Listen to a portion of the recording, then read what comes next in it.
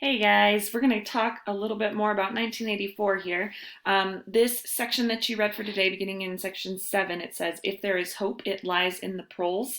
And for your discussion today, you talked about how Winston feels about the capitalistic system that existed before Oceania came into power and before this highly regulated, kind of communistic economic system showed up. And I am eager to read those discussion answers, but for now, since I can't read those yet, I'm going to move forward with talking about the ways that this government sees the proles. So Winston imagines that these guys are going to be the source of a rebellion because they are the ones that are the freest in this society. Basically, he bases this on the fact that, this is on page 71, it says, "All that was required of them was a primitive patriotism, which could be appealed to whenever it was necessary to make them accept longer working hours or shorter rations. And even when they became discontented, as they sometimes did, their discontent led nowhere because, being without general ideas, they could only focus on petty specific grievances. Um, they don't have telescreens in their home. The civil police interfere with them very little. And they have this whole like criminal underworld with thieves, bandits, prostitutes, drug peddlers, racketeers, etc. But it was of no importance because it didn't apply to the party directly. It didn't affect them. All the crime happened within the Prole community." And then it says that they didn't even have to work under this like system of culture which regulates sex and regulates religious worship. Like they can even go to church if they want to. And the party slogan on page 72 says, "Proles and animals are free." And I think that's a really interesting idea because when you think of animals in a society like our own, are they actually free? Even the wild animals that just, exist in the mountains, the fact that we regulate a hunting season, does that mean that they are actually free? And in this section in particular, it compares the proles to cattle. And in what way are cattle free? Yeah, they're free to think their cattle thoughts because we don't care what the cattle are thinking, right? As long as we can slaughter them and eat their meat, then we're good with the cattle. The cattle could go to church if they wanted to, and I would be fine with that as long as I get my hamburger, right? So there's this kind of irony in that phrase that the proles and the animals are free. And you see the way that the proles are not actually free in their thinking, right? First of all, it says, just the part that I read you before, that they need this primitive kind of patriotism and that they are very easily persuaded through primitive patriotism. All you have to do is be like, "Oh, are you discontented because of maybe low pay or something like that? Well, that's because it is necessary in our society right now to work longer hours and take shorter rations. And we need to do this for the good of Oceania, right? And that will be enough to appease them. They will do heavy physical work. They will work in the mines. They will kind of be under control while they are still able to remain free, at least compared to the people in the party." There are other ways that it talks about them being controlled. It talks about how they break out into a riot, right? And Winston gets all excited because he's like, "Finally, the proles are breaking loose. This is awesome." And then he sees that it's because there are tin saucepans for sale, but there aren't enough for everyone. Now, this, I think right now, automatically reminds us of a situation in our own grocery stores. I don't know if you've been seeing the lines at Costco or the empty toilet paper shelves. I am imagining that you have. I'm hoping you all have toilet paper, but doesn't it seem something like as arbitrary as that? Like toilet paper. Okay, I can see why people would hoard canned goods because they're afraid of not getting food. Maybe for the very cynical and scared out there, hoarding bottled water makes sense if they think that the water supply will be poisoned or something like that. but toilet paper you can live without. It's gross. I'm sorry, but showers exist, like you're going to be fine without toilet paper. And yet that's the thing, that's the commodity that everyone sort of attached onto and decided, no, this is the thing we need to hoard so that nobody else can get the thing. It's like this system of competition, even within a culture that claims, a government system that claims that they provide for everyone's needs. There's other things in here like that's the riot. Let's see. Oh, they think that life has become better because of this system, even just like some vague comparison to the past. So that, it says in the past, women had been forced to work in the coal mines, parentheses, women still did work in the coal mines, as a matter of fact. So, that hasn't changed, but they have taught the Proles, it says, that these changes actually did happen and that they are now better off. There's also this like complete class separation when it talks about how there was crime that existed, but it's only in the Prole community. That class separation also becomes a kind of means of control. They talk here about the purges, of purging anyone with any sort of like education or idea that they are traitors or counter-revolutionaries. And then the one other thing that I want to look at is on page 84. And it's the lottery.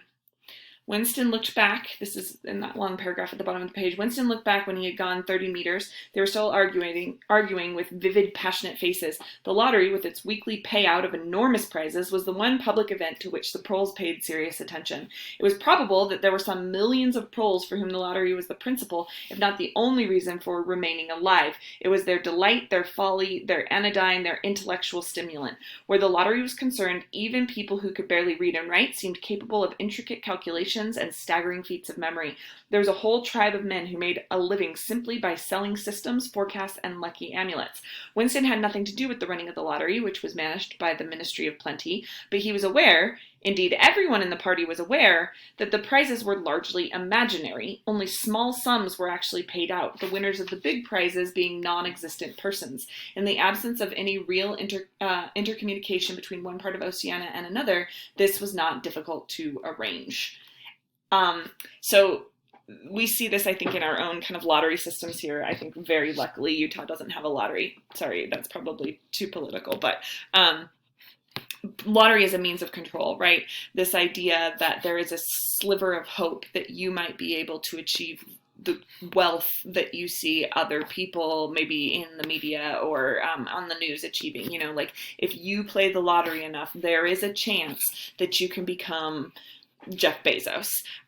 You will probably not, and everyone plays knowing that, but that small sliver of a chance kind of keeps people coming back, right? Because they know through hard work, which they are doing, women still working in the mines, they are not achieving that level of success, but this gives them the opportunity, that little bit of luck that they need to keep going. And it says that they do this, it's like what keeps them kind of participating in the system, their only reason for remaining alive. Now, think about this. The party does not care if the Proles are alive except as a workforce, right? The party needs the Proles to do their physical labor, and so they need to keep them kind of going, but just enough to keep them working. And then the next paragraph, there's this sharp juxtaposition where it says, but if there was hope, it lay in the Proles. You had to cling on to that. But when you put it in words, it sounded reasonable. It was when you looked at the human beings passing you on the pavement that it became an act of faith. So he's recognizing that the Proles are not living this free life that he was sort of hanging on to, but he has to keep this mantra going because they're the only ways that he sees for rebellion. That's a really interesting idea to me because in some ways it kind of excuses him from being the rebellious figure that he could be from within the party by saying that the only thing that could bring down this government is somebody else, not me. But we're going to see him kind of starting to act. So in another way of thinking, it could have been that he needed that little glimmer of hope in the Proles and the idea of the Proles as free in order to spark his own kind of rebellion. You're now going to watch a few videos from popular culture that illustrate in humorous ways how our own population can be controlled in very similar ways to the population that is controlled in this, and especially like the prole population. Now, I will say my clips are all fairly liberal. I didn't mean to do that. It's just that liberal media, like, no, I didn't mean to say the liberal media in that annoying way. No, but like, it is mostly liberal media that creates political satire. That's what I want to say. There's all sorts of reasons for that. If you want to dig into that, why it seems to be like people on the left that create satire more often than people on the right, then you go for it. But I will just say now that I have seen things that are equally compelling about people on the left ignorantly spouting out nonsense about, like, for example, AR-15s. Like, I know nothing about guns, but when somebody gets me in a conversation about it, I will, like, proudly tell my opinion about AR-15s and how no one needs them, whatever those are. I couldn't point to one and identify it. So just rest assured that there is examples of bad political behavior on both sides of the aisle.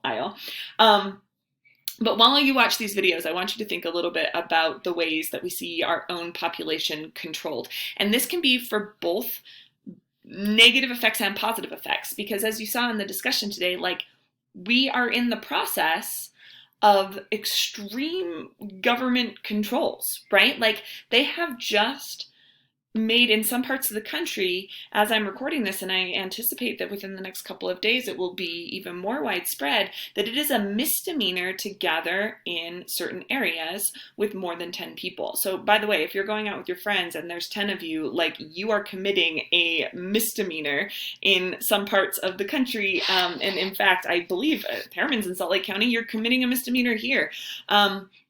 I think somebody was just ticketed for it by a police officer wearing a mask and goggles for going out and not social distancing at a pharmacy. I think he was like standing too close to somebody else in the Bay Area. That is extreme government controls. Now, I am not saying that we shouldn't be doing that. Absolutely. Please social distance right now. Don't get everybody sick. Don't get your grandparents sick. Blah, blah, blah, blah, blah. You've heard enough of this. But isn't it remarkable that a government that just a few weeks ago, I would say most people did not trust for information. We've had all of these discussions about fake news and post-truth and, like, not trusting a word that comes out of our president's mouth, etc. I didn't have such high opinions of Gary Herbert, blah, blah, blah, blah. But as soon as it becomes like these dire circumstances and they issue these warnings and they issue these commands, we think, oh yes, we need to follow this. This is the truth. So I just want us thinking about our process of believing our government and how we take in information and how we decide which information we are going to trust and how we will react to that information. So the other thing you need to know about my clips is that they are, I think, all PG-13 related for whatever reason. They all want to say the S word. So sorry, and I think the B word. Anyway, if that's going to be an issue for you, like, just don't watch them. It's not essential, but they are really illuminating about our current political understanding, and then answer the discussion questions down below. All right, guys, I hope you're doing okay. This is hard. We're getting through it though. Okay, see ya.